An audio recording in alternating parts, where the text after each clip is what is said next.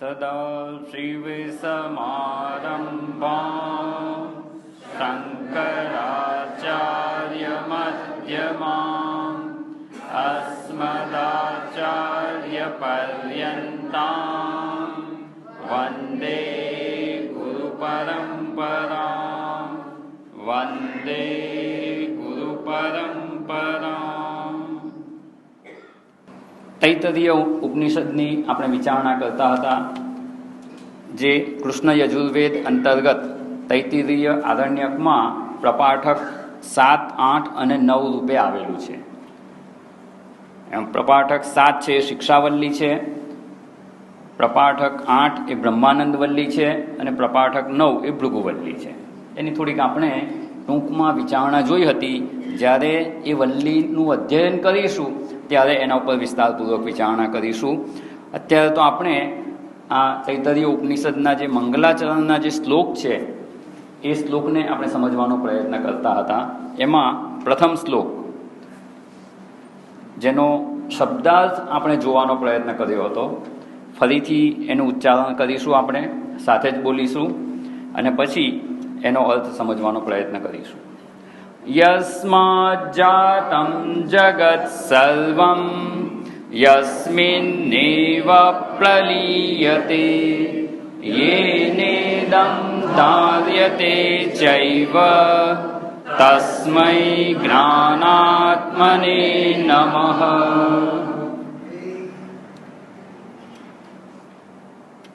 યસ્માત જાતમ જગત સર્વમ. યસ્માત જેમાંથી, પંચમી વિભક્તિ છે, જેમાંથી સર્વ જગત જાતમ, સર્વમ જગત જાતમ, સંપૂર્ણ જગત જન્મેલું છે. યસ્મિન એવ પ્રલીયતે, જેમાં, સપ્તમી વિભક્તિ છે યસ્મિન, જેમાં આ સંપૂર્ણ જગત લય પામે છે, પ્રલીયતે લીન થાય છે કે લય પામે છે. અને યેન ઇદમ ધાર્યતે ચ એવ, અને યેન એના વડે જ ધાર્યતે ધારણ કરાય છે. આ જગતની ઉત્પત્તિ, સ્થિતિ અને લયનું કારણ એ પરમેશ્વર છે એવું અહીંયા જણાવવામાં આવે છે. જેમાંથી ઉત્પત્તિ થાય, જેમાં એની સ્થિતિ હોય અથવા જેને લીધે ધારણ થઈ રહેલું હોય અને જેમાં એનો લય થતો હોય એને એનું કારણ કહેવામાં આવે છે. એટલે જગતનું કારણ જણાવી અને અહીંયા એવા પરમેશ્વરને જે તસ્મૈ જ્ઞાનાત્મને, અને એ જ પરમેશ્વર જ્ઞાન સ્વરૂપે રહેલા છે, તસ્મૈ જ્ઞાનાત્મને નમઃ. આનું થોડું ભાષાંતર આપણે જોયું હતું. હવે એની થોડીક આપણે વિચારણા કરવાની છે. માત્ર આટલા ભાષાંતરથી કે શબ્દાર્થ સમજવાથી પહેલી દ્રષ્ટિએ તો એવું લાગે કે જેટલું આપણે પૂર્વે શ્રવણ કરેલું છે અને થોડી ઘણી જે આપણને સમજ પ્રાપ્ત થઈ છે તેમ લાગે કે હા, સમજાઈ ગયું, એ ઈશ્વર જ આ જગતને ઉત્પન્ન કરનાર છે, ઈશ્વર જ ધારણ કરી રહ્યા છે અને એમાં જ લય થાય છે અને એ જ જ્ઞાન સ્વરૂપ છે અને એવા પરમેશ્વરને નમન કરવાના છે, વંદન કરીએ છીએ. આમાં કંઈ વિશેષ સમજવા જેવું ખરું? ઉપર છેલ્લી દ્રષ્ટિએ બરાબર લાગે, ચાલો આટલો જ અર્થ છે. પણ અહીંયા ઈશ્વરને તટસ્થ લક્ષણ અને સ્વરૂપ લક્ષણ બંનેથી નિર્દેશ કરવામાં આવેલો છે. એ ઈશ્વરનો જ નિર્દેશ છે જે જગતની ઉત્પત્તિ કરે છે, સ્થિતિ કરે છે અને લય કરે છે. એટલે સૃષ્ટિ જ્યારે કહેવાય ને, સૃષ્ટિ, સ્થિતિ, લય, કારણ. સૃષ્ટિ એટલે જ ઉત્પત્તિ. સૃષ્ટિ, સ્થિતિ, લય, કારણ એ પરમાત્મા છે, જેમાંથી આ સૃષ્ટિની ઉત્પત્તિ થઈ છે, એ જ ધારણ કરી રહ્યા છે અને એ જ એનો લય કરે છે. તો લય એમાં જ થાય છે. અને જ્યારે આવી વાત જણાવવામાં આવે ને ત્યારે થોડુંક આપણે વિચાર કરવો પડે, કારણ કે આ જ વિષય ઉપનિષદનો છે. આપણે વિચારણા કરી અને નિષ્કર્ષ પર આવીશું કે અહીંયા જે વાત કહેવામાં આવી છે ને એનો જ વિસ્તાર આ ઉપનિષદમાં જણાવવામાં આવેલો છે. તો પહેલું અહીંયા જે લક્ષણ છે એ તટસ્થ લક્ષણ છે. યસ્માત જાતમ જગત સર્વમ યસ્મિન એવ પ્રલીયતે યેન ઇદમ ધાર્યતે જગત. હવે કેવી રીતે તટસ્થ લક્ષણ બને છે, તટસ્થ લક્ષણ કોને કહેવાય, સ્વરૂપ લક્ષણ કોને કહેવાય, એની થોડી પ્રાથમિક માહિતી મેળવી લઈએ. જ્યારે એનો વિચાર આવશે વલ્લીમાં આગળ ત્યારે તો વિસ્તારપૂર્વક જોવાનું જ છે. ભાષ્ય પણ ખૂબ સુંદર એના પર રચાયેલું છે. તો તટસ્થ લક્ષણ કોને કહેવાય? સામાન્ય રીતે તટસ્થ શબ્દ એવો છે ને, બધાથી જુદું હોય. બે લોકો વચ્ચે ઝઘડો થતો હોય અને એમાં એક વ્યક્તિ છે, ત્રીજી વ્યક્તિ એ તટસ્થ છે. એનો અર્થ શું?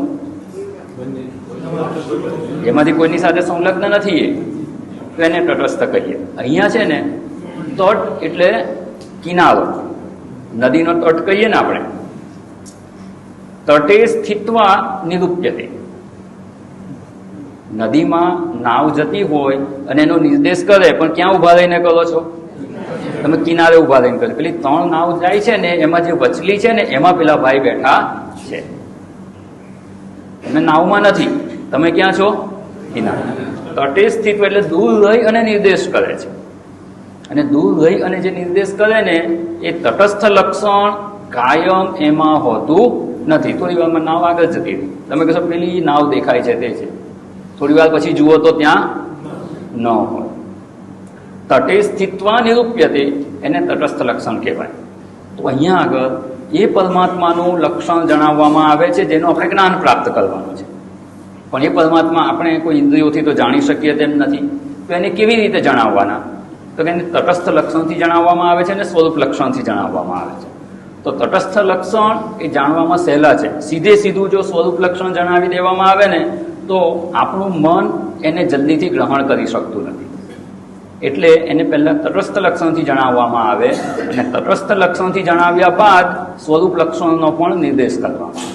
તો આપણે અહીંયા તટસ્થ લક્ષણ એટલે શું એ આપણે થોડા દ્રષ્ટાંત લઈ અને સમજવાનો પ્રયત્ન કરીશું.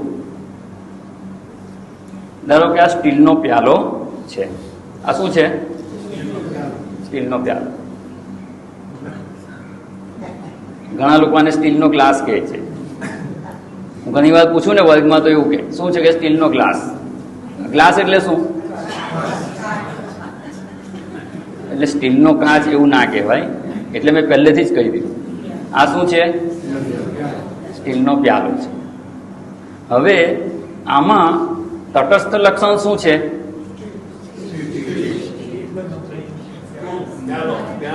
પ્યાલો તટસ્થ લક્ષણ છે.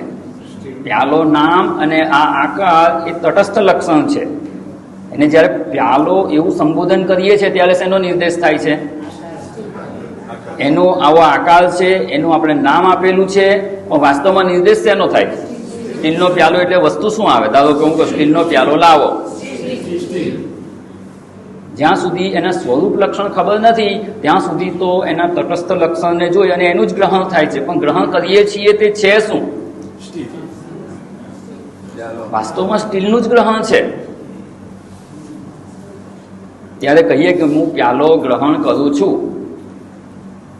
ભલે ઉપલબ્ધ દ્રષ્ટિએ એવું લાગે કે મેં પ્યાલાનું ગ્રહણ કર્યું, વાસ્તવમાં પ્યાલો એ સત્ય હકીકત છે જ નહીં, વાસ્તવિક છે જ નહીં, તો નામ અને આકાર જ છે. વાસ્તવમાં તો સ્ટીલ જ છે. ધારો કે આ 50 ગ્રામનો હશે આ પ્યાલો. જ્યારે આ પ્યાલાની ઉત્પત્તિ થઈ, પ્યાલો બન્યો, એ પહેલા શું હતું? કેટલું હતું? એ 50 ગ્રામ જ હતું. ત્યારે આ પ્યાલો અસ્તિત્વમાં નહોતો, ત્યારે પણ શું હતું? સ્ટીલ હતું. એ એનું સ્વરૂપ લક્ષણ છે. સ્ટીલ ધાતુ જે છે ને એ એનું સ્વરૂપ લક્ષણ છે, એ હંમેશા એમાં રહે છે. પણ એ સ્ટીલની ધાતુમાંથી જ્યારે પ્યાલો બને ત્યારે શું થયું? પ્યાલાની ઉત્પત્તિ થઈ. પછી અત્યારે પ્યાલો અસ્તિત્વમાં છે. અને પછી શું થશે? આજકાલ ઘણું સ્ટીલ એવું છે ને ફાટી જાય છે. ફાટી જાય એટલે શું કરો? ભંગારમાં આપી દે, પછી એનો ઉભો થઈ જાય, પાછું સ્ટીલ થઈ. ત્યારે પ્યાલો કહેવાય ને. તો પ્યાલાની ઉત્પત્તિ થઈ, પ્યાલો સ્ટીલ દ્વારા ધારણ થયો અને એનો લય શેમાં થઈ ગયો? ભાંગી જાય એટલે શું થાય? અને પ્યાલો ભાંગી ગયો પછી એનું વજન કેટલું હશે? એટલું જ હશે. તો આ પ્યાલાની ઉત્પત્તિ, સ્થિતિ અને લય એનું કારણ શું છે? સ્ટીલ છે. તો જ્યારે આ પ્યાલા રૂપે એનો નિર્દેશ કરવામાં આવે ને તો એ સ્ટીલનું તટસ્થ લક્ષણ કહેવાય. એ કાયમ રહેતું નથી. પ્યાલો છે ત્યાં સુધી એ જણાય છે. પ્યાલો નહીં રહે ત્યારે પ્યાલા રૂપે એ સ્ટીલનો નિર્દેશ કરી શકાય નહીં. એટલે એને તટસ્થ લક્ષણ કહેવાય. પણ જો સ્ટીલ ધાતુ રૂપે કહીએ તો એ કાયમ છે. એ એનું સ્વરૂપ લક્ષણ છે. પ્યાલાની ઉત્પત્તિ થઈ એ પહેલા સ્ટીલ હતું. પ્યાલો છે ત્યારે, અને પ્યાલાનો નાશ થઈ જાય પછી સ્ટીલ તો રહેવાનું જ છે. એ એનું સ્વરૂપ લક્ષણ છે. એવી જ રીતે જ્યારે આ સૃષ્ટિ, આ જગત ઉત્પન્ન થયું, તો ઉત્પન્ન શેનાથી થયું? એ પરમાત્મા. યસ્માત જાતમ, જેમાંથી જગત ઉત્પન્ન થયું છે. એ તો દ્રષ્ટાંતમાં કહીએ ને, જે સ્ટીલમાંથી પ્યાલો ઉત્પન્ન થયો છે એ એનું કારણ કહેવાય. એવી રીતે યસ્માત જાતમ જગત સર્વમ, આ સંપૂર્ણ જગત જેમાંથી ઉત્પન્ન થયું છે એ ઈશ્વર છે. યસ્મિન એવ પ્રલીયતે, એમાં જ લય થાય છે અને એ જ એને ધારણ કરે છે. એટલે અહીંયા તટસ્થ લક્ષણ એટલે અમુક સમય પૂરતું હોય, કાયમ માટે હોતું નથી, તો એને તટસ્થ લક્ષણ કહેવાય. જો પ્રચલિત દ્રષ્ટાંત જોવું હોય, શાસ્ત્રમાં આપવામાં આવે છે એવા દ્રષ્ટાંત, તો એવું કહેવાય કે એક ભાઈ એક ગામમાં ગયા, નવા હતા, કોઈકને મળવાનું હતું, કારણ કે પશાભાઈનું ઘર શોધતા હતા. એ ગામમાં ગયા, 4 રસ્તા પાસે કે પાદર જઈ અને કોઈને પૂછે છે કે પશાભાઈનું ઘર ક્યાં? તો શું કહેવાનું? એ ભાઈ ત્યાં ઊભા, તેમણે કીધું જો પેલું છે ને ગાય ઊભી છે ને એ ઘર પશાભાઈનું ઘર છે. આ શું થયું? નિર્દેશ થયો ઘરનો. પણ આ લક્ષણ કેવું છે? તટસ્થ લક્ષણ છે. દૂર લઈને નિર્દેશ કરે છે, થોડાક સમયમાં એ જતું રહેશે લક્ષણ, એ રહેશે નહીં. ધારો કે જોઈ લીધું, કહ્યું એમને કે પેલી ગાય ઊભી છે, પશાભાઈનું ઘર છે, અને ત્યાં જ ધ્યાન રાખીને ત્યાં પહોંચી જાય તો પણ થોડીક વાર ત્યાં ઊભા રહે, ધારો કે ચાની લારી હોય કે પાનનો ગલ્લો હોય, ચા પીવા ઊભા રહ્યા, વાતચીત કરે, તમે કયા ગામના ક્યાંથી આવ્યા, અને પહેલાં બતાવી તો દીધું કે પેલી ગાય ઊભી છે તે ઘર. હવે ચા પીવા ઊભા જાય પછી જાય, અને એટલી વારમાં ત્રીજા ચોથા ઘરવાળા બોલાવે ગાયને રોટલી આપવા માટે, લે ગાય લે લે લે બોલાવે ગાયને, અને ગાય ચોથા ઘરે જતી રહી તો હવે તટસ્થ લક્ષણ એ ઘરનું રહ્યું નહીં. અને પછી શોધવા જઈએ તો પશાભાઈના ઘરે ના પહોંચાય, એ કાયમ રહેતું નથી, એટલે એને તટસ્થ લક્ષણ કહે. દૂર લઈને નિર્દેશ કરે છે. ઘર જુદું છે, એ ગાય ઊભી છે, જગ્યા જુદી છે, એ ગાય દૂર લઈ અને પશાભાઈના ઘરનો નિર્દેશ કરે છે, તો એને તટસ્થ લક્ષણ કહેવાય. એ કાયમ રહેતું નથી. એવું ને એવું બીજું દ્રષ્ટાંત આપે છે, જો પેલું જે અગાસી પર કાગડો બેઠો છે ને એ પશાભાઈનું ઘર, અને થોડી વાર લઈને ત્યાં જાય તો કાગડો તો ઉડીને ક્યાં જતો રહ્યો હોય. જ્યાં સુધી તટસ્થ લક્ષણ છે ત્યાં સુધી એ વસ્તુને જાણી લેવાનો પ્રયત્ન કરી લેવો જોઈએ. એ કાયમ રહેતું નથી. હવે અહીંયા જે વાત જણાવી કે આ સ્ટીલ, હવે અહીંયા જે વાત કરી છે ને તટસ્થ લક્ષણ અને સ્વરૂપ લક્ષણ બંનેનો વિચાર કરવાનો છે. એમાં આ જે કારણ કહેવાય, સ્ટીલ પ્યાલા માટે કારણ થયું, એમાંથી ઉત્પન્ન થયું, એમાં ટકેલું છે, અને એમાં જ એનો લય થાય છે. તો જેમાંથી ઉત્પન્ન થાય, જેને આધારે રહેલું હોય અને જેમાં લય પામે, એ કયું કારણ કહેવાય? એ લક્ષણ છે, સ્વરૂપ લક્ષણ છે. અહીંયા હવે કારણની વિચારણા કરીએ છીએ. કારણ 2 પ્રકારના હોય.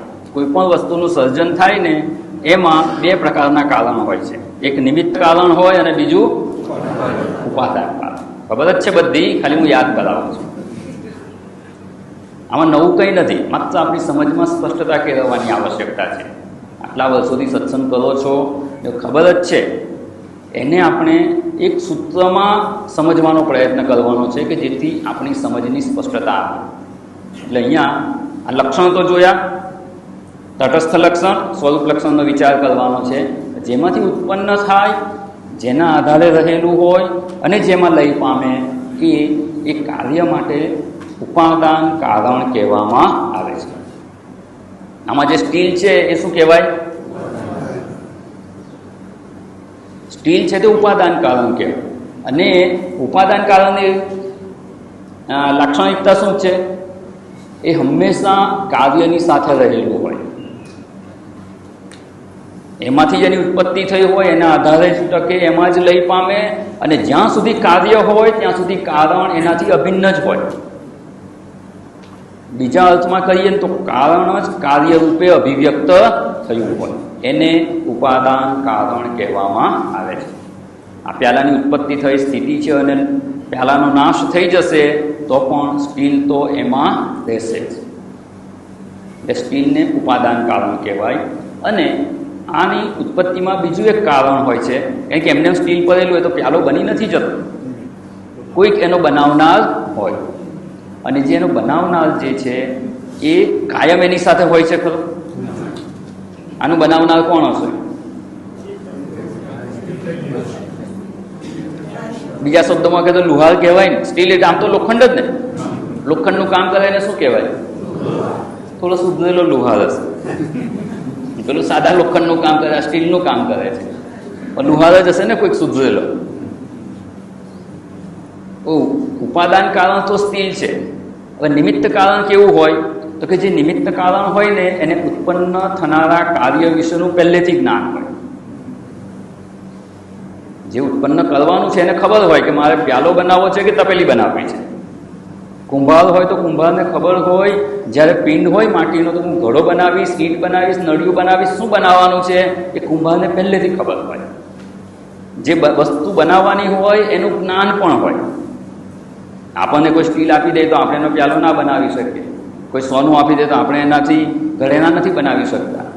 એનું જ્ઞાન પણ હોવું જોઈએ, પહેલેથી એને ખબર પણ હોય અને બનાવવાનું સામર્થ્ય પણ હોવું જોઈએ. જે વસ્તુ બનવાની છે, શું બનાવવું છે એને ખબર હોય. બીજી વસ્તુ જે બનાવવું છે એનું જ્ઞાન હોય બનાવવાનું. અને ત્રીજી વસ્તુ એ બનાવવાનું સામર્થ્ય પણ હોય. એને નિમિત્ત કારણ કહેવામાં આવે છે. હવે આ સ્ટીલ, આ પ્યાલો જે છે એમાં સ્ટીલ છે એ ઉપાદાન કારણ છે. એ ઉત્પત્તિ પહેલાં પણ હતું, ઉત્પત્તિ એમાંથી જ થાય છે, એને આધારે જ ટકેલું છે, લય પણ એમાં જ થાય છે. અને આ પ્યાલાનો કે કાર્યનો લય થઈ જાય પછી એ એનું ઉપાદાન કારણ તો રહે છે. આટલું સમજાઈ ગયું?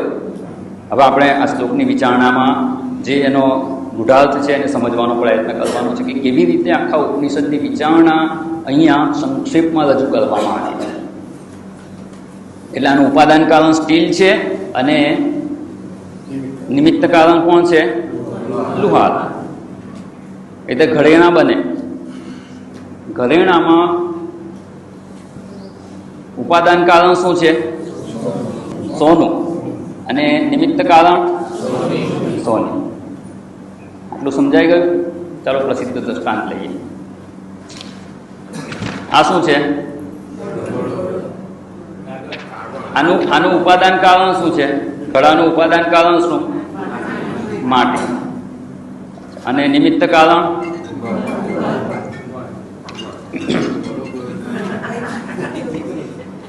હવે આ જે તમે જવાબ આપ્યો બરાબર, આ ઘડાનું ઉપાદાન કારણ માટી અને નિમિત્ત કારણ કુંભાર. કેટલા લોકો સંમત છો આ જવાબમાં? હાથ ઊંચો કરો.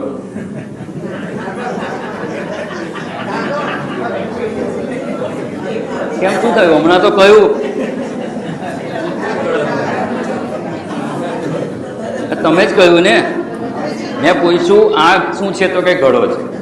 આ ઘડાનું ઉપાદાન કારણ માટી છે અને નિમિત્ત કારણ શું છે? કેમ, શું થયું? ખબર ના પડી મને કઈ.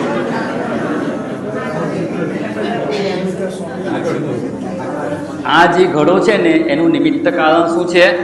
જેમાંથી ઉત્પન્ન થયું હોય, જો આપણી વ્યાખ્યા યાદ રાખજો, જેમાંથી ઉત્પન્ન થયું હોય, જેને આધારે ટકેલું હોય અને જેમાં એનો લય થાય એ એનું ઉપાદાન કારણ કહેવાય.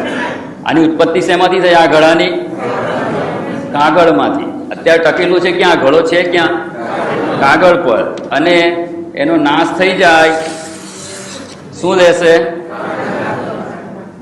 એટલે આ ઘડાનું ઉપાદાન કારણ માટી નથી. શું છે?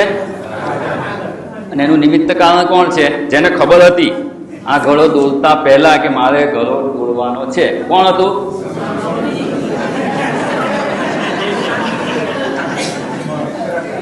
મને ખબર હતી કે ઘડો દોરવાનો છે, ઘડો દોરતા મને આવડતું હતું અને દોરવાનું સામર્થ્ય પણ. એટલે બધે વિચાર્યા વગર જવાબ નહીં આપવાનો. આ ઉપનિષદનો વર્ગ છે. શું છે? બધે જ ગળો એટલે માટી, ગળો એટલે માટી ને કુંભાર.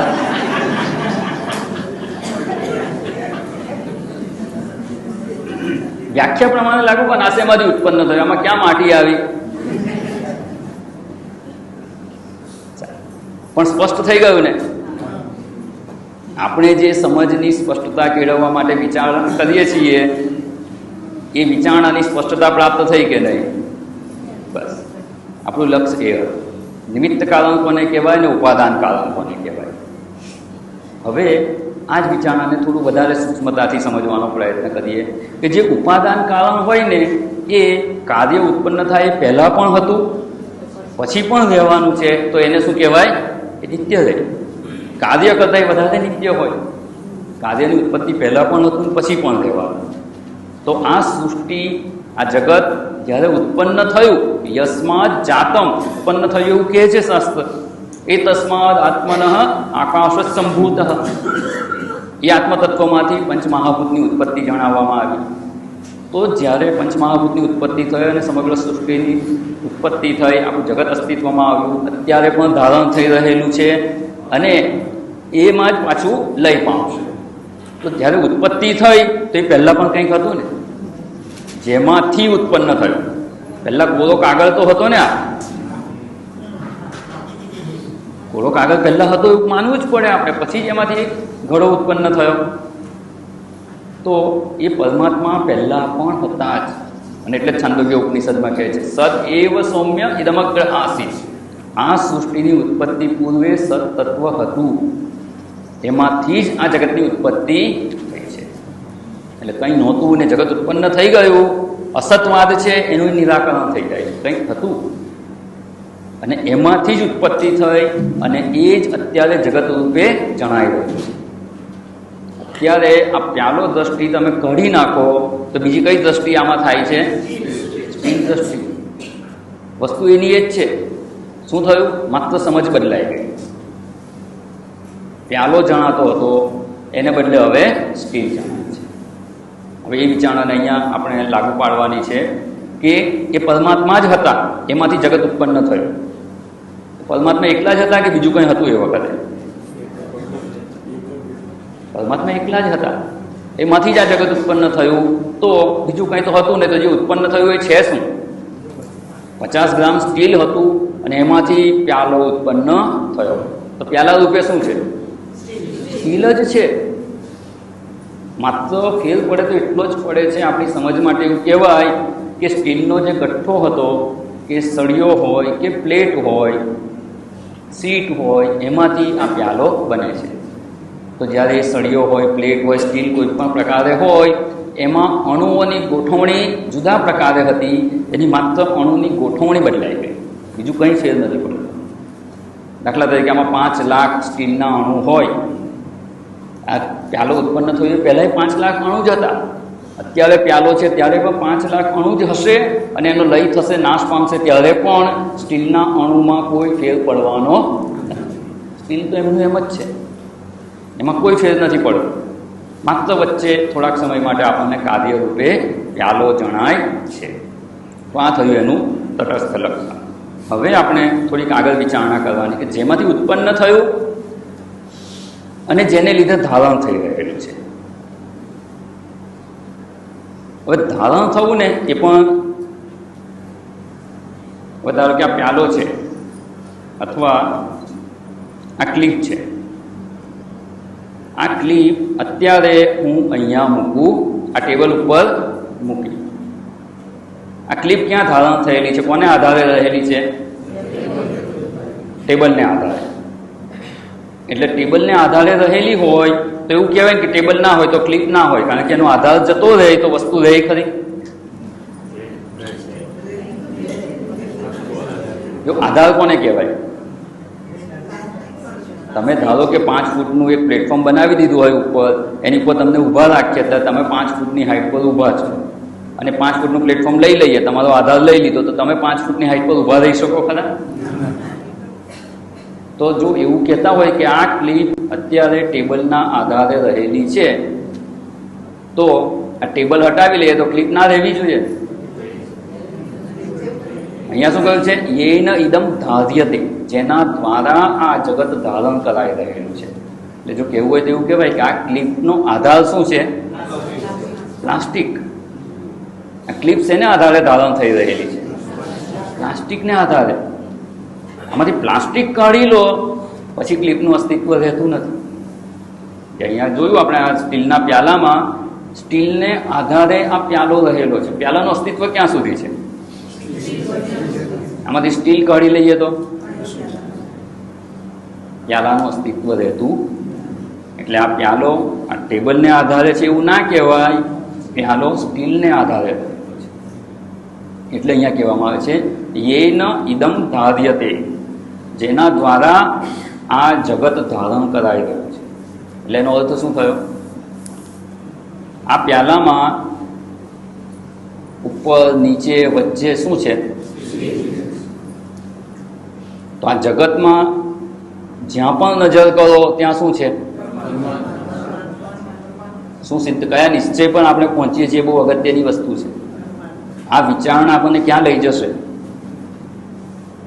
જગતમાં સર્વત્ર એ ઈશ્વરનું દર્શન કરી શકાય. સર્વરૂપે પરમેશ્વર જ રહેલા છે, એ સિવાય બીજું કંઈ છે જ નહીં. કારણ કે યસ્માત જાતમ, એમાંથી ઉત્પન્ન થયેલું છે. સુવર્ણમાંથી ઘરેણા ઉત્પન્ન થયા હોય તો હાર, વીંટી, બંગડી જે કંઈ છે એ બધામાં ખૂણે ખાંચે જ્યાં જુઓ શું છે? સુવર્ણ જ છે. હારમાં કોઈ પણ જગ્યાએ તમે અડો, માટીમાંથી જો ઘડો ઉત્પન્ન થયો હોય તો એને તમે ગમે ત્યાં સ્પર્શ કરો, એ માટીને જ સ્પર્શ થયેલો છે. કારણ કે માટીમાંથી ઉત્પન્ન થાય છે અને ઘડો માટીના આધારે ટકેલો છે.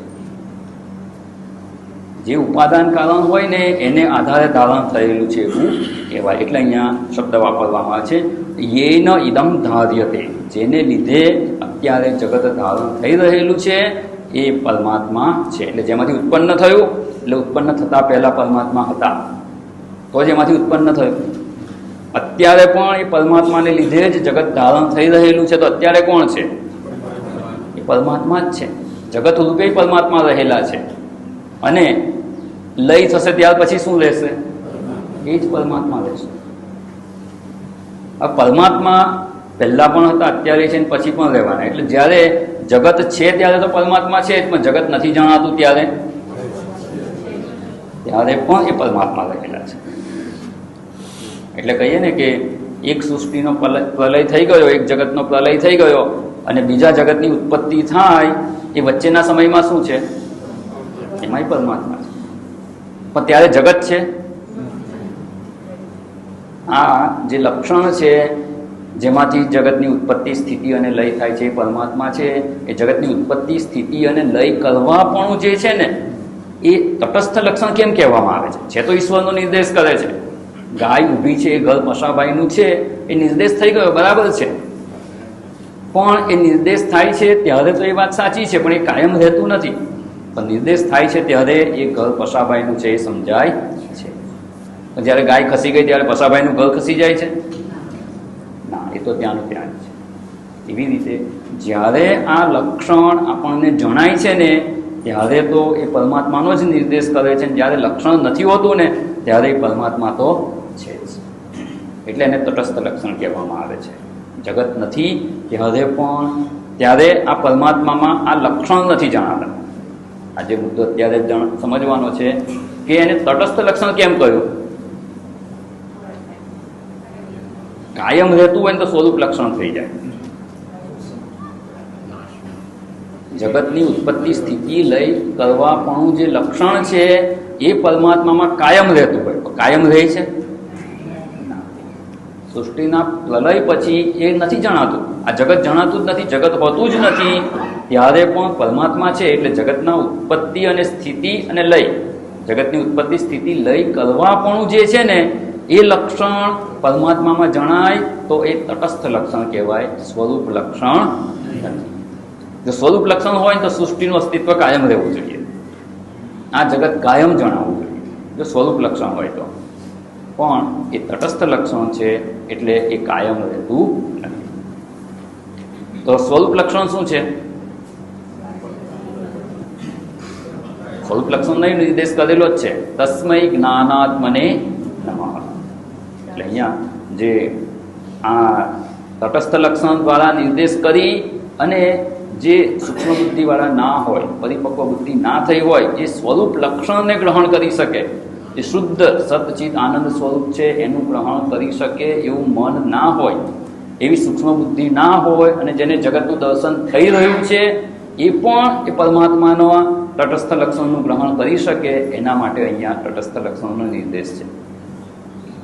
એટલે શાસ્ત્રમાં આ ટીકામાં તો સરસ જણાવે છે, મંદ મતિન પ્રતિ સામાન્યેન ઉપલક્ષિતમ બ્રહ્મ જગત જન્માદિ કારણત્વેન તટસ્થ લક્ષણેન દર્શયતિ. એ જ પરમેશ્વર જે સતચિત આનંદ સ્વરૂપ છે એનો જ નિર્દેશ અહીંયા જગત જણાઈ રહ્યું છે, એટલે જગતની ઉત્પત્તિ, સ્થિતિ અને લયના કારણ રૂપે જણાવવામાં આવે છે. અને એ તો બધાને જણાય છે, જગત જણાય છે તો એનું કારણ હોવું જ જોઈએ, અને એનું કારણ એ પરમાત્મા છે, એટલે જલ્દીથી એનું ગ્રહણ થઈ શકે. એટલે અહીંયા તટસ્થ લક્ષણની વાત જણાવી, અને હવે સ્વરૂપ લક્ષણની વાત જણાવવાની છે. તસ્મૈ જ્ઞાનાત્મને નમઃ. બીજું એક દ્રષ્ટાંત જો લઈએ તો એવું કહી શકાય કે નાના છોકરાને પેલું ખાવા માટે હોય ને બધી વસ્તુઓ, એમાં ખાંડના રમકડા આવતા હતા પહેલાં, જુદા જુદા આકારના હોય, હાથી હોય, ઘોડો હોય, બધા કમળ હોય, ફૂલ હોય, જુદા જુદા આકારમાં ખાંડના રમકડા આવતા. હવે આ જે રમકડા આપણને સામે જણાઈ રહ્યા છે, એ રમકડામાં જે ખાંડ છે, ખાંડના તટસ્થ લક્ષણ શું છે અને સ્વરૂપ લક્ષણ શું છે? ખાંડનું સ્વરૂપ લક્ષણ શું? કાયમ રહે એવું લક્ષણ ગળપણ. પણ એ રમકડાનું જણાવવાપણું જે છે એ ખાંડમાંથી રમકડાને ઉત્પન્ન કરે, એ ખાંડમાં જ એ રમકડા ધારણ થયેલા છે. જ્યારે પણ રમકડા જણાય છે ત્યારે વાસ્તવમાં છે શું? ખાંડ જ છે. એમાંથી ખાંડ કાઢી લઈએ તો એક પણ રમકડું અસ્તિત્વમાં ના રહી શકે, જણાય પણ નહીં. અને ધારો કે એને ભાંગીને ભૂકો કરી નાખો, શું થઈ જશે? ખાંડ જ થઈ જશે, ખાંડમાં જ લઈ પામે છે. તો ખાંડમાં રમકડાની ઉત્પત્તિ, સ્થિતિ અને લય થવાપણું જે છે ને એનું તટસ્થ લક્ષણ છે. ત્યારે રમકડા હોય ત્યારે કહેવાય કે આ ખાંડના રમકડા છે. પણ રમકડા ના હોય ત્યારે એમાં તટસ્થ લક્ષણ નથી રહેતું, પણ સ્વરૂપ લક્ષણ તો રહે જ છે. અને ગળપણ હોવું એ ખાંડનું સ્વરૂપ લક્ષણ છે, અને એ સ્વરૂપ લક્ષણ હંમેશા એમાં રહેતું હોય છે. અને ઉપાદાન કારણ જે છે, હવે આપણે થોડું ઉપાદાન કારણની જે વિચારણા જોઈ, અને નિમિત્ત કારણ. ખાંડમાંથી જ બને છે એટલે ખાંડ એનું ઉપાદાન કારણ છે, અને બનાવનાર જે છે એ શું કહેવાશે? નિમિત્ત કારણ. એ જુદા હોય ને, સામાન્ય રીતે વ્યવહારમાં જુદા હોય. માટીમાંથી ઘડો બને તો માટી ઉપાદાન કારણ અને કુંભાર નિમિત્ત કારણ. તો બે જુદા છે. એ દ્રષ્ટાંતમાં બંને જુદા છે, પણ દાષ્ટાંતમાં ઈશ્વર પોતે જ જગત રૂપે થાય છે, અને જગત રૂપે કરનાર કોણ છે? એ પોતે જ, એ એકલા જ છે. સત્તત્વ એક જ હતું, બીજું કંઈ હતું જ નહીં. તો શેમાંથી ઉત્પન્ન કરે? પોતાનામાંથી ઉત્પન્ન કરે છે. બીજી કોઈ વસ્તુ હોય તો ક્યાંકથી લઈને ઉત્પન્ન કરે. સૃષ્ટિની જ ઉત્પત્તિ થઈ નથી, જગત જ ઉત્પન્ન થયું નથી, એટલે બીજું કંઈ તો છે નહીં. પોતાનામાંથી જ જગતની ઉત્પત્તિ કરે છે, અને ઉત્પત્તિ કરનાર પણ કોણ છે? પોતે જ છે. એટલે જગતની ઉપાદાન કારણ શું? એ પણ ઈશ્વર જ, અને નિમિત્ત કારણ એ પણ ઈશ્વર. એટલે નિમિત્ત કારણ અને ઉપાદાન કારણ બંને એક હોવાથી એને અભિન્ન નિમિત્ત ઉપાદાન કારણ કહેવામાં આવે છે. જગતની બીજી બધી વસ્તુઓ માટે બંને જુદા જુદા હોઈ શકે. અને પ્રસિદ્ધ દ્રષ્ટાંત છે, ખાલી યાદ કરી લઈએ. કયું દ્રષ્ટાંત આપવામાં આવે છે? કરોડિયું. બરાબર. એટલે દ્રષ્ટાંતની બહુ વિચારણા, વિશેષ વિચારણા નથી કરતા, બધાને ખબર જ છે. પોતાની અંદરથી જ લાળમાંથી જાળું બનાવે છે, અને કેવું બનાવવું એ પણ એને ખબર છે. શું બનાવવાનું છે એ ખબર છે, એ બનાવવાનું કેવી રીતે એનું જ્ઞાન છે, અને બનાવવાનું સામર્થ્ય પણ છે. આ બહેનો રસોઈ કરે તો જ્યારે ઘઉં દળે ને ત્યારે આપણને ખબર ના હોય કે શું બનાવવાના છે. ઘઉં દળે ને ત્યારે એમને ખબર હોય કે શું બનાવવાનું છે. લાડુ બનાવવાના હોય, ભાખરી બનાવવાની હોય કે રોટલી બનાવવાની હોય, દળવામાં ફેર છે. આપણને ના ખબર પડે ઘઉં દળે છે, શું બનાવવાના? રોટલી બનાવવી હશે તો ઝીણો લોટ કરશે, લાડુ હશે તો જાડો લોટ હશે. શું બનાવવાના એ બનાવતા પહેલાં જ ખબર હોય, બનાવવાનું જ્ઞાન પણ હોય, કેવી રીતે બનાવવાનું ખબર છે, અને બનાવવાનું સામર્થ્ય પણ છે. એ જ નિમિત્ત કારણ બની શકે. અને કુંભારને ખબર છે કે ઘડો બનાવવાનો છે કે નળિયા બનાવવાના છે, તો ઘડા એને શું કહેવાય? કુંભારને શું કહેવાય? ઘટનો જાણનાર કહેવાય. ઘટને સંપૂર્ણપણે જાણે છે, બનાવતા પહેલાંય જાણે છે, બનાવવાનું જ્ઞાન પણ છે અને સામર્થ્ય પણ છે, એટલે એને ઘટક ન કહેવાય, ઘટનો જ્ઞાતા. જો ઘટને બનાવનાર કુંભારને ઘટક ન કહેવાતું હોય તો સમગ્ર વિશ્વને, સમગ્ર બ્રહ્માંડને બનાવનાર, સર્વને બનાવનાર એને શું કહેવાય? સર્વજ્ઞ કહેવાય ને. એટલે ઈશ્વર સર્વજ્ઞ છે. કેવું જગત બનાવવાનું ખબર છે, કેવું જગત બનાવવાનું છે એનું જ્ઞાન પણ છે, અને જે જ્ઞાન છે એ પ્રમાણે જગત બનાવવાનું સામર્થ્ય પણ છે. અને સર્વ સામર્થ્યવાન ઈશ્વર, સર્વશક્તિમાન ઈશ્વર કહેવામાં આવે છે. એટલે સર્વજ્ઞ પણ છે અને સર્વશક્તિમાન પણ છે. એનો અહીંયા નિર્દેશ કરવામાં આવે છે કે યસ્માત જાતમ જગત સર્વમ યસ્મિન એવ પ્રલીયતે યેન ઇદમ ધાર્યતે, જેના દ્વારા આ જગત ધારણ થઈ રહ્યું છે એમ કહી અને ઈશ્વરને અહીંયા અભિન્ન નિમિત્ત ઉપાદાન કારણ તરીકે દર્શાવવામાં આવેલા છે. હવે જે ઇદમ સર્વમ જે કહ્યું ને, આ બધું એ ઈશ્વર જ છે. હવે આને થોડીક આપણને ઉપયોગી જે વિચારણા છે એ પ્રમાણે એને સમજવાનો પ્રયત્ન કરીએ. જેમાંથી આ જગત ઉત્પન્ન થયું છે, જેના આધારે રહેલું છે અને જેમાં એ લય પામે છે. આ જે દ્રષ્ટાંત હતું આપણું, આ પ્યાલો સ્ટીલમાંથી બનેલો છે, સ્ટીલને આધારે ટકેલો છે, સ્ટીલમાં લય પામે છે. હવે પ્યાલાની ઉત્પત્તિ થઈ, સ્થિતિ છે અને લય પામશે, ત્યારે પણ આ સ્ટીલને કંઈ ફેર પડે ખરો? સ્ટીલ તો એમને જ છે. માટીમાંથી ઘડો બનાવીએ, ઘડો થોડો સમય ટકે, ઘડો ફૂટી જાય, એના ઠીકરા થઈ જાય, ઠીકરાએ ભાંગીને ભૂકો થઈ જાય, પાછી માટી થઈ ગઈ. આ પ્રત્યેક સમયે માટી તો એની એ જ રહે છે, એના જેટલા કણો હતા એટલા જ રહે છે, ખાલી એનું નામ અને આકાર બદલાયા કરે. પહેલાં માટીનો પિંડ કહેવાયો, એના અણુઓની ગોઠવણી જુદી હતી. માટીનો ઘડો બને છે, એના નામ બદલાઈ ગયું, આકાર બદલાઈ ગયો, અર્થાત કે એના અણુઓની ગોઠવણી બદલાઈ ગઈ, ઠીકરા થઈ ગયા, એનું નામ બદલાઈ ગયું, આકાર બદલાઈ ગયો, અને છેલ્લે ભૂકો થઈને પાછી માટી થઈ ગઈ. તો માટી તો એમની એમ જ છે. એવી જ રીતે આ જગતની ઉત્પત્તિ થાય, એ ધારણ કરાય કે લય પામે, બ્રહ્મ તો એવું ને એવું જ છે. પરમાત્મા તો એવાની એવા જ છે, એમાં કોઈ વિકાર થતો. અને જ્યારે આવું કહેવાય ત્યારે બીજું એક દ્રષ્ટાંત ખૂબ સરળ, જે કાયમ આપણે સાંભળતા હોઈએ છીએ, રજ્જુ સર્પ. રજ્જુ સર્પ છે ને એક શબ્દ છે. રજ્જુ શબ્દ જુદો પણ કહેવાય છે, સર્પ શબ્દ જુદો પણ છે. અને રજ્જુ સર્પ એટલે શું? રજ્જુમાં જણાયેલો સર્પ. રજ્જુ સર્પ એટલે રજ્જુ હતી, પૂરું અજવાળું નહોતું, એકદમ અંધારું નહોતું, આછો ઉજાસ હતો, અને એ વખતે પૂર્વે ક્યાંક સાપ જોયો હતો, એના સંસ્કાર હતા, અને રજ્જુ સાપ જેવા આકારે પડેલી હતી, એટલે એમાં સર્પની ક્રાંતિ થઈ અને શું જણાયું? સર્પ છે એવું જણાયું.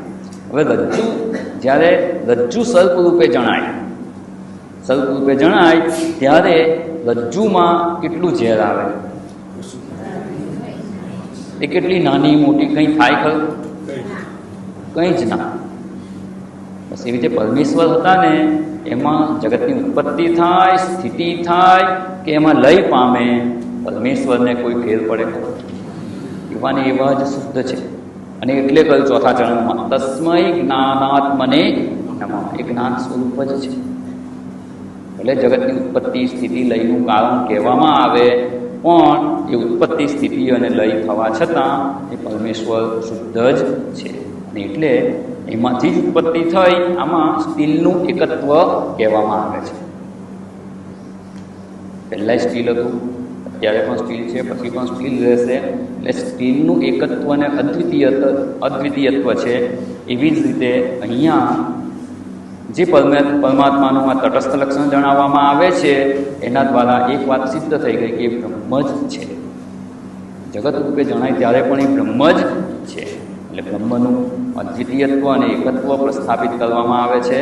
અને હવે આગળ જો આપણે જોઈએ તો એવું કહી શકાય કે અત્યારે આપણે આમાં જોયું અને આ જ વસ્તુ આપણને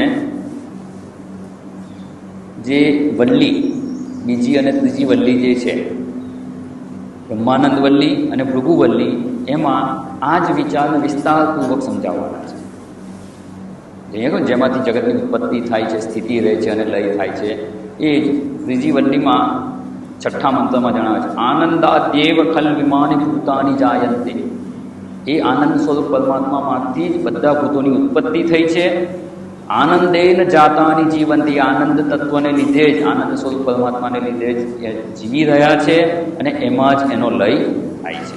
આને વિસ્તારપૂર્વક વિચારણા છે. એને અહીંયા ટૂંકમાં મંગલાચરણના શ્લોકમાં શંકરાચાર્યજીએ પ્રસ્થાપિત કરે છે. ત્યાં પણ જગતની સર્વભૂતોની ઉત્પત્તિ, સ્થિતિ અને લયનું કારણ એ આનંદ સ્વરૂપ પરમાત્માને જ જણાવે છે. અને બીજું જે લક્ષણ છે સ્વરૂપ લક્ષણ, જે મંગલાચરણના આપણે છેલ્લા ચરણમાં આપણે જોયું હતું, તસ્મૈ જ્ઞાનાત્મને નમઃ. તસ્મૈ જ્ઞાનાત્મને, એ જ્ઞાન સ્વરૂપ પરમાત્મા કયા જે પહેલાં વર્ણન કર્યું એ જ પરમાત્માને હવે જ્ઞાન સ્વરૂપ કહીએ. તસ્મૈ જ્ઞાનાત્મને નમઃ. એ જ્ઞાન સ્વરૂપ. હવે આ જ્ઞાન સ્વરૂપ ક્યારે હોય? જગત હોય ત્યારે જ હોય, અથવા બીજું પણ એક ઓપ્શન છે કે જ્યારે જગતની ઉત્પત્તિ નહોતી થઈ ત્યારે જ્ઞાન સ્વરૂપ હતા, અને જગત ઉત્પન્ન થયું પછી શું થયું? પછી તો ના રહે ને, આનંદ સ્વરૂપે ના રહે, જ્ઞાન સ્વરૂપે ને. જગતમાં આટલી બધી ધમાલ ચાલતી હોય, પરમાત્મા ક્યાંય શાંતિથી બેસી શકે? ડિસ્ટર્બન્સ તો થાય કે નહીં? જગતમાં આટલી ઉથલ પાથલ થતી હોય, ધારો કે કોઈ મોટી કંપની ચલાવી રહ્યા છે, ફેક્ટરી ચલાવી રહ્યા છે, એ ફેક્ટરીમાં ધારો કે કંઈક ગડબડ થઈ, મશીન બગડી ગયું, કે જે કામ કરનારા લોકો છે હડતાલ પાડી દીધી, કંઈ પણ થયું, તો એ ફેક્ટરીના માલિક શાંતિથી બેસી શકે ખરા? શું થાય એની હાલત? તો જગતમાં તો કેટલું થઈ રહ્યું છે. યુક્રેનમાં યુદ્ધ ચાલી રહ્યું છે, કોરોના આવીને ગયો, તો પરમાત્માને તો આનંદ સ્વરૂપ રહે જ નહીં ને, કે ના, એવું નથી. એનું સ્વરૂપ લક્ષણ છે. તસ્મૈ જ્ઞાનાત્મને નમઃ. અને એટલે જ ભગવાનની સ્તુતિ કરતો શ્લોક છે, શાંતાકારમ પૂજક છે. એ પરમાત્મા કેવા છે? ભલે દુનિયામાં ગમે તે થાય, એ કેવા છે? શાંત. અને એટલું શાંત છે એવું નહીં, એટલે સુતા છે આરામથી, કોઈ ચિંતા જ નથી. કંપની મેં આપણે વાત કરી, ફેક્ટરીના સેટ હોય કે બપોરે ધારો કે 2 કલાક ઓફિસમાં એક રૂમ રાખી હોય આરામ કરવાની, ને ત્યાં શાંતિથી સૂઈ ગયા હોય, એનો અર્થ શું? હે? ફેક્ટરી બરાબર ચાલે છે ને, જેવી પણ ચાલે છે બરાબર છે તો જ એ સૂઈ શકે ને. એટલે જગત બરાબર જ ચાલી રહ્યું છે, એનાથી પરમાત્મા આનંદ સ્વરૂપ છે, એમાં કોઈ ફેર પડતો. તો એનાથી સિદ્ધ શું થાય છે? હવે અહીંયા જે કહ્યું તસ્મૈ જ્ઞાનાત્મને નમઃ, આ સ્વરૂપ લક્ષણ છે. સૃષ્ટિની ઉત્પત્તિ થઈ, જગત ઉત્પન્ન થયું, એ પૂર્વે પણ પરમાત્મા જ્ઞાન સ્વરૂપ જ હતા, આનંદ સ્વરૂપ જ હતા. સૃષ્ટિ છે ત્યારે પણ જગત જણાઈ રહ્યું છે ત્યારે પણ એ આનંદ સ્વરૂપ જ છે, જ્ઞાન સ્વરૂપ જ છે. અને જ્યારે લય થઈ જશે ત્યારે પણ એ જ્ઞાન સ્વરૂપ જ રહેશે. એના સતચિત આનંદ સ્વરૂપમાં કોઈ ફેર પડતો. તો બહુ મોટા નિષ્કર્ષ પર આપણે પહોંચવાનું છે. અને આ જે વિચારણા છે એ બીજી વલ્લીમાં જણાવવાના છે. અહીંયા કહ્યું તસ્મૈ જ્ઞાનાત્મને નમઃ, અને બીજી વલ્લીનું પહેલું શરૂઆતમાં જ આ વાત જણાવે છે, સત્યમ જ્ઞાનમ અનંતમ બ્રહ્મ. આ સ્વરૂપ લક્ષણ છે. સત સ્વરૂપ, જ્ઞાન સ્વરૂપ અને અનંત. અનંત એ આનંદના અર્થમાં જ છે. સચ્ચિત આનંદ સ્વરૂપ જે છે પરમાત્માનું, એ એનું સ્વરૂપ લક્ષણ છે, અર્થાત એ હંમેશા એમાં રહેલું છે. જે રીતે ખાંડમાં ગળપણ ક્યારે હોય? રમકડા બને ત્યારે જ હોય. બાળકને રમવા આપેલા હોય અને પછી એ ખાઈ જાય તો એને કેવું લાગે? પડ્યું લાગે. તો રમકડા છે ત્યારે જ એમાં ગળપણ છે કે રમકડા નહોતા ત્યારે પણ ગળપણ હતું જ? ગળપણ એનો સ્વભાવ છે, એનું સ્વરૂપ છે, એનું સ્વરૂપ લક્ષણ છે. એટલે પરમાત્માનું સ્વરૂપ લક્ષણ શું છે? સત્યમ જ્ઞાનમ અનંતમ બ્રહ્મ. અને એ જ સ્વરૂપે રહેલા છે. તો ચાલો આટલું તો સમજાઈ ગયું. બ્રહ્મ આવા છે, પરમેશ્વર આવા છે, સચ્ચિદાનંદ. એનાથી આપણે શું? આપણને કંઈ ફાયદો કરો? આ બધું વર્ણન કરી દીધું. પરમેશ્વર આવા છે, એમાંથી જગતની ઉત્પત્તિ થઈ, એમાં એને લીધે જ જગત ધારણ થઈ રહ્યું છે, એમાં જ એનો લય થાય છે, અને એ જ્ઞાન સ્વરૂપ છે, આનંદ સ્વરૂપ છે. આપણને શું ફાયદો થયો? કહો.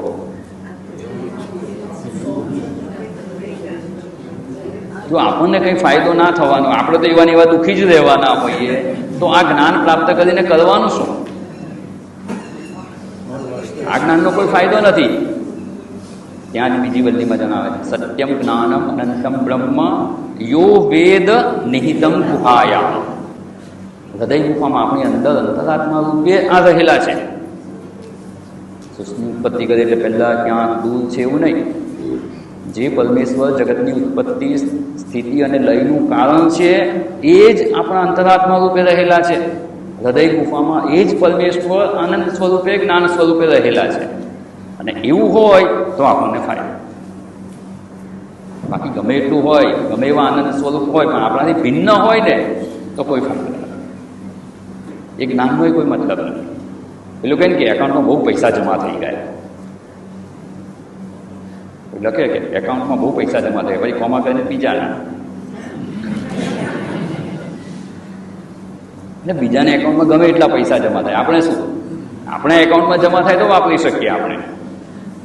એવી રીતે આ આનંદ સ્વરૂપ જે પરમાત્મા છે, તસ્મૈ જ્ઞાનાત્મને નમઃ. અહીંયા ખાલી એક શબ્દ ઉલ્લેખ કર્યો, આગળ સત્યમ જ્ઞાનમ અનંતમ બ્રહ્મ, એ વલ્લીમાં વિસ્તારપૂર્વક વિચારણા છે એની.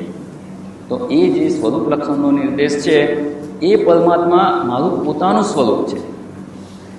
જે જગતનું કારણ છે એ જ મારું સ્વરૂપ છે. એટલે આના દ્વારા અહીંયા જીવ ઈશ્વર ઐક્યની જે વિચારણા છે એ પણ અહીંયા પ્રગટ કરી દેવામાં આવે. એટલે કે સામાન્ય, પહેલાં જ કહ્યું મેં કે આ કોઈ સામાન્ય પેલું કે નમન કરવાનો શ્લોક હોય એવું નથી. વેદાંતીએ કરેલું નમન છે, વેદાંતીએ કરેલું મંગલાચરણ છે. આખા ઉપનિષદમાં જે વાત જણાવવાના છે, તટસ્થ લક્ષણ અને સ્વરૂપ લક્ષણ, એનો અહીંયા નિર્દેશ કરી દીધો. અને બંને જ્યારે કહેવામાં આવે કે જગતનું ઉત્પન્ન કરનાર જે પરમેશ્વર છે એ જ આપણી અંદર અંતરાત્મા રૂપે રહેલા છે. યો વેદ નિહિતમ ગુહાયામ તસ્મૈ જ્ઞાનાત્મને નમઃ. એ જ મારું સ્વરૂપ છે. અને જો એવું હોય તો એના જ્ઞાનથી આપણને દુઃખ રહિત નિત્ય સુખની પ્રાપ્તિ થઈ શકે તેમ છે. અને એ જ્ઞાન આ ઉપનિષદમાં પ્રદાન કરવામાં આવ્યું છે. અને એવા જ્ઞાનથી જ ભય મુક્તિ કે દુઃખ મુક્તિ સંભવે છે. એટલે અહીંયા આ જે પ્રથમ મંગલાચરણનો જે શ્લોક છે, ખૂબ સુંદર અહીંયા વિચારણા જણાવવામાં આવી છે. માત્ર નમન કરી દીધું, બસ કહેવા પૂરતું એક શ્લોક રચી દીધો, અને એવું નથી. જે શાસ્ત્રમાં વિચારણા કરવાની છે ને એનો અહીંયા નિર્દેશ થઈ ગયો. એક તો ઈશ્વરનું અભિન્ન નિમિત્ત ઉપાદાન કારણ પણ જણાવી દીધું. ઈશ્વર એ જગતનું જે જગત જણાવી રહ્યું છે તો એ પરમેશ્વર જ એનું કારણ છે એ જણાવ્યા બાદ તટસ્થ લક્ષણ અને સ્વરૂપ લક્ષણ એ બંનેનો નિર્દેશ કરી દીધો. અને એ પણ એવી રીતે નિર્દેશ કર્યો કે જીવ અને ઈશ્વરનું ઐક્ય સ્પષ્ટ થઈ જાય. તત્ત્વમસી, જે જીવ છે એ વાસ્તવમાં ઈશ્વર જ છે. એ જ વાત અહીંયા જે જગતને ઉત્પન્ન કરનાર, સ્થિતિ કરનાર અને લય કરનાર પરમેશ્વર છે એ જ જ્ઞાન સ્વરૂપે આપણી અંદર છે. જો વેદ નિહિતમ ગુહાયામ, એ વાત જણાવી અને એ ઐક્યનું પણ અહીંયા પ્રતિપાદન કરવામાં આવ્યું. હવે એક થોડીક વિચારણા બાકી રહી છે. આપણે આગળ સરસ આજે કામમાં આવી ગયા.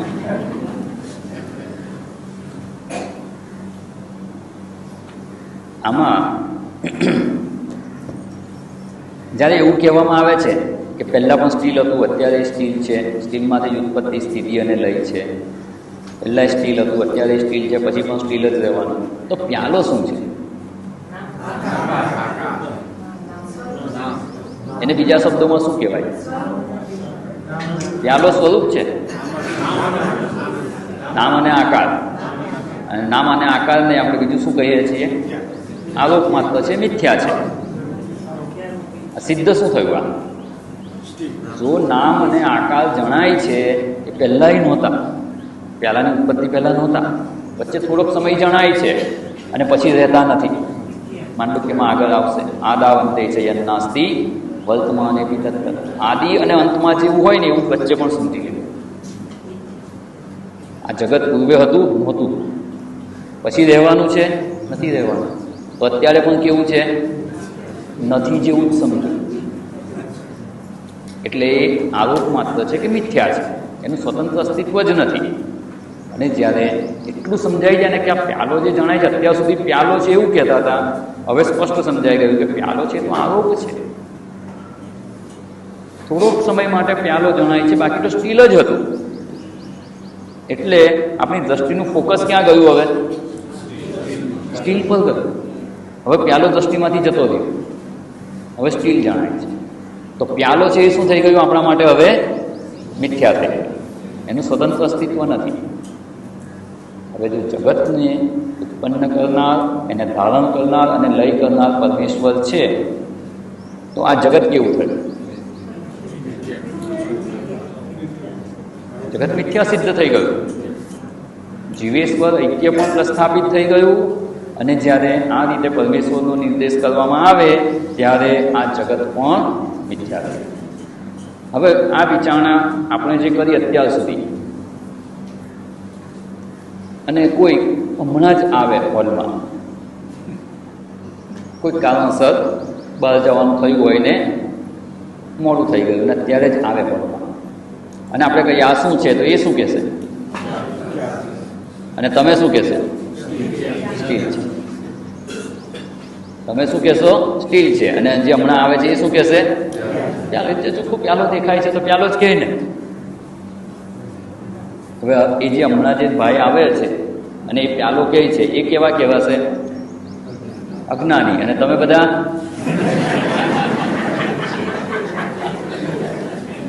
હા, સ્ટીલની બાબતમાં તો જ્ઞાની થઈ જ ગયા તમે. બ્રહ્મની બાબતમાં તો આપણે ભણીશું ત્યારે થઈશું, સ્ટીલની બાબતમાં તો જ્ઞાની થઈ ગઈ.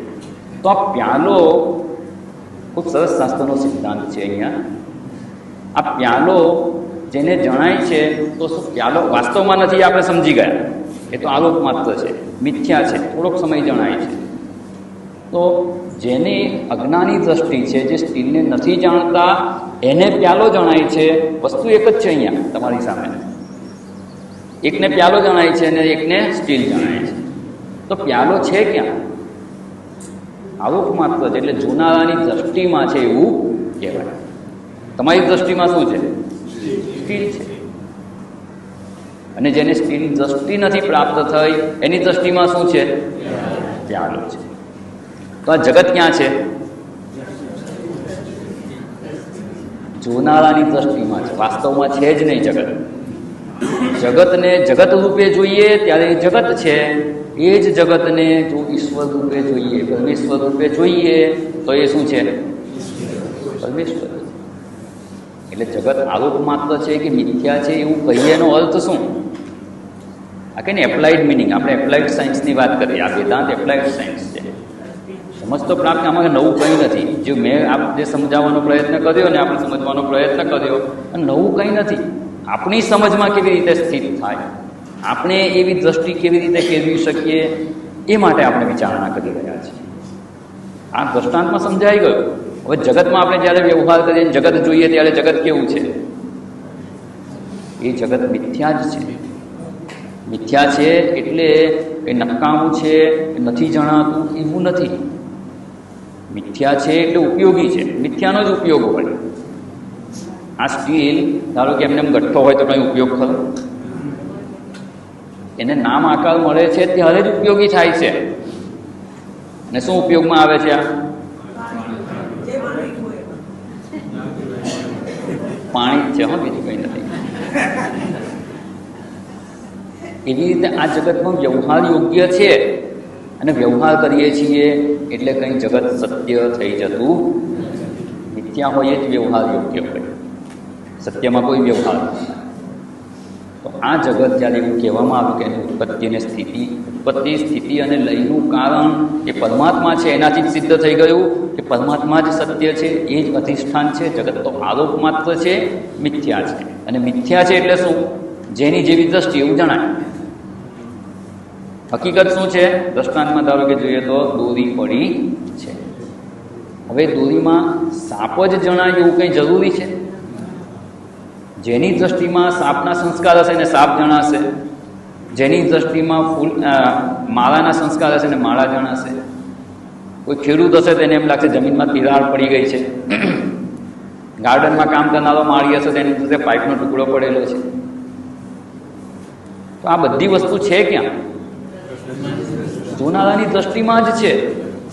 જે આરોપ કે મિથ્યા વસ્તુ હોય એ જોનારાની દ્રષ્ટિમાં જ હોય, એ સત્ય હોતી નથી. તો જે જગત જણાઈ રહ્યું છે એ જગત ક્યાં છે? જોનારાની દ્રષ્ટિમાં જ છે. અને એનું અધિષ્ઠાન શું છે? યસ્માત જાતમ જગત સર્વમ યસ્મિન એવ પ્રલીયતે યેન ઇદમ ધાર્યતે ચૈવ. એ પરમાત્મા કહેવાય તસ્મૈ જ્ઞાનાત્મને નમઃ.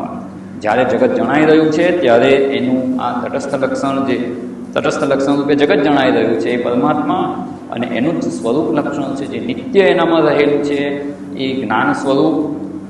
અહીંયા એક જ શબ્દ કયો છે, એક જ શ્લોકમાં મંગલાચરણ કરેલું છે. એટલે બાકી સત્યમ જ્ઞાનમ અનંતમ બ્રહ્મ, એ જે પરમેશ્વરનું સ્વરૂપ લક્ષણ છે એ સ્વરૂપ લક્ષણ રૂપે મારે અંતરાત્મા રૂપે જ રહેલા છે. આપણે એનાથી ભિન્ન નથી. અને એ સમજ આ ઉપનિષદ પ્રદાન કરે છે, અને એ આપણે પ્રાપ્ત કરવાનો પ્રયત્ન કરવાનો છે. જો આટલેથી સમજાઈ ગયું હોય તો કાલથી રજા. સમજવાનું તો આ જ છે. પણ આ શું થાય? હજુ તો માહિતી. આને બહુ વિસ્તારપૂર્વક વિચારણા કરીને સમજવું પડે કે જગત સત્ય છે એવા જન્મના સંસ્કાર છે. અનેક જન્મોના સંસ્કાર છે, વ્યવહાર કરીએ છીએ. જગત સત્ય છે એવા દ્રઢ સંસ્કારને દૂર કરવા માટે એની ઘણી વિચારણાની આવશ્યકતા રહેતી હોય છે. અને એ શંકરાચાર્યજીએ આ ઉપનિષદના ભાષ્યમાં ખૂબ સુંદર વિચારણા દ્વારા એ સંસ્કારને દૂર કરી અને એ આત્મ સ્વરૂપનું જ્ઞાન આપણને પ્રદાન કરવાનો પ્રયત્ન કરેલો છે. એ આત્મ સ્વરૂપનું જ્ઞાન આપણે પણ પ્રાપ્ત કરીએ, અને જે દુઃખ રહિત નિત્ય સુખની પ્રાપ્તિ કરવી છે, અથવા જે બ્રહ્મ સ્વરૂપ છે, આત્મ સ્વરૂપ છે, એની પ્રાપ્તિ આપણે કેવી રીતે કરી શકીએ ને એનું આગળ આપણને માર્ગદર્શન કરવાના છે. આજનો સમય થઈ ગયો છે. કાલે પુનઃ આપણે અને જે બીજા મંગલાચરણના શ્લોકો છે એને સમજવાનો પ્રયત્ન કરીએ. ઓમ પૂર્ણમદ પૂર્ણમિદં પૂર્ણાત પૂર્ણમુદચ્યતે પૂર્ણસ્ય પૂર્ણમાદાય પૂર્ણમેવાવશિષ્યતે. ઓમ શાંતિ શાંતિ શાંતિ. હરિ ઓમ. શ્રી ગુરુભ્યો નમઃ. હરિ ઓમ.